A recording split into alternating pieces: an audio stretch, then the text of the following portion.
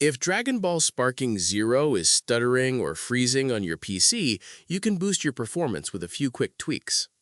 Before adjusting your graphics, start by clearing out background programs. Press Ctrl, Shift, and Escape together to open Task Manager, then right-click and close resource-heavy apps like Discord or Chrome. Next, optimize your Windows settings.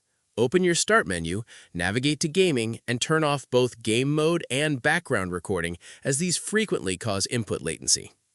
While you're at it, ensure your GPU drivers are up to date by checking NVIDIA GeForce Experience or AMD software, as new game profiles eliminate stuttering.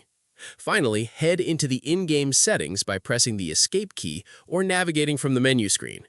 Go to the Graphics menu and toggle VSync to Off to reduce input lag, turn off motion blur, and drop demanding settings like shadows and anti-aliasing down a notch. Lowering your overall rendering resolution slightly will instantly stabilize your frame rate on budget hardware. Restart the game to apply these changes, and you should be ready for smooth combat. Subscribing helps out the channel, and I will see you in the next one.